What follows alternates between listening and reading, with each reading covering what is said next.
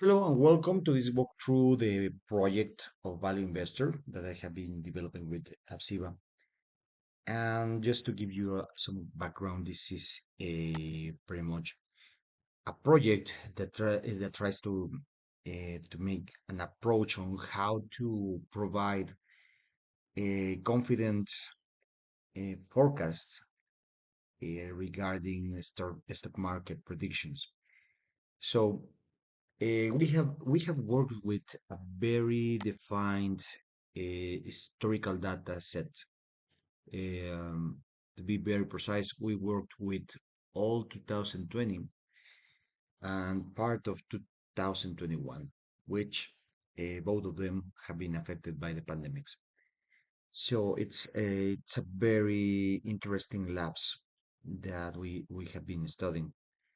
And pretty much the main goal is to detonate or to trigger a buy, sell, hold signals on this. So some interesting things to be shown during this. Pretty much, we tested on the correlations between the six variables that we have on the data set. Pretty much, the different prices that the stock values have during the day are very highly correlated. That is not the case for the volume of transactions and the percentual change. And also, we tried to illustrate what was the daily change. In this case, we are dealing with daily changes on the prices with the candlestick graphs. So this kind of graph tries to give some light on what are the trends on the variability, and also will be a very important input to generate the buy, sell, hold signals at the very end, because we are going to work on the two perspectives. And one of those perspectives is the candlestick patterns that we can find, or the doji patterns. Um, Regarding that, one of the first things that we wanted to do before uh, giving an approach of statistical models is to test the stationarity of the data. Pretty much we run a Dickey Fielder test for it, and it clearly is not passing the test since the p-value is not in the rejection area, as you say. And from there, we make some transformations in the process to deliver statistical models. We make two transformation, one that is a logarithmic transformation, and the second one that is a lag transformation. So pretty much with those two transformations, we are able to get a p-value that is in the rejection area.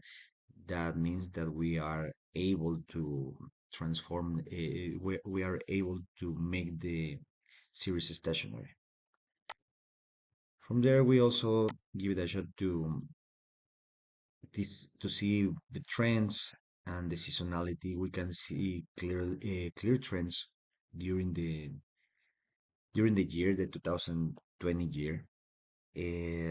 So pretty much, for instance, we can see that March was a very important month on that respect, because there was a depression on the trends of the series.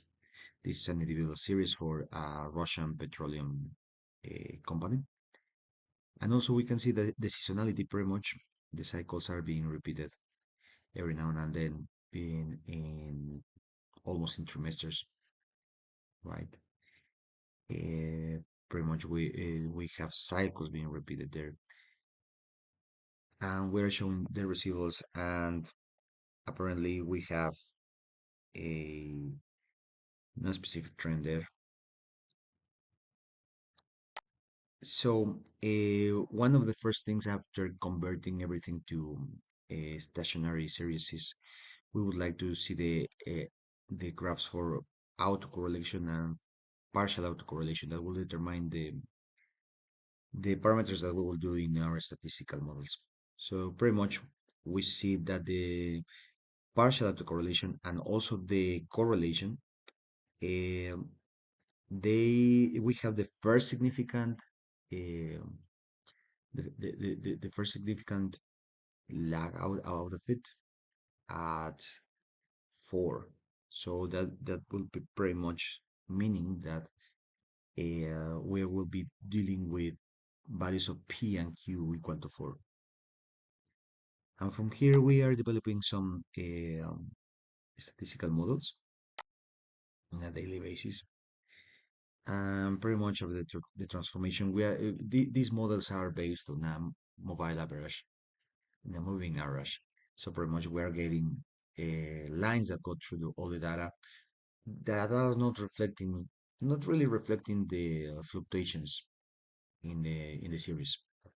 So it's a very conservative point of view. And the first attempt to have something that captures the variability and the fluctuations is our long short-term memory networks.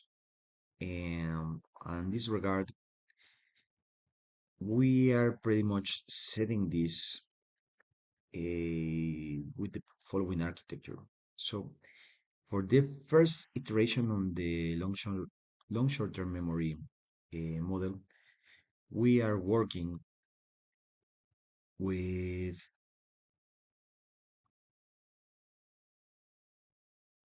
an architecture of 128 neurons and 2 layers of long short-term memory. And also we are starting with a learning rate of 0.01. We could have started with 0.001 for that pose. Also, we are using an Adam optimizer, and the loss function MSE. From there, pretty much we're training the network, and we are doing this in an individual basis for each one of the 4 variables of cost. Yeah, in a later moment, we will do everything at once, but in the meantime, we're getting this from here, and we can see that somehow we have some overfitting on each one of the graphs, on each one of the variables. However, the residuals are somehow random, although biased. Eh, and putting all together for the prediction, we can see that the prediction, no matter that it is somehow overfitting, it is capturing the variations and the fluctuations of the original trend. So, as a first attempt, is somehow progress. And from there, we did a second iteration using stacked long short-term memory networks. And the architecture for that is very similar.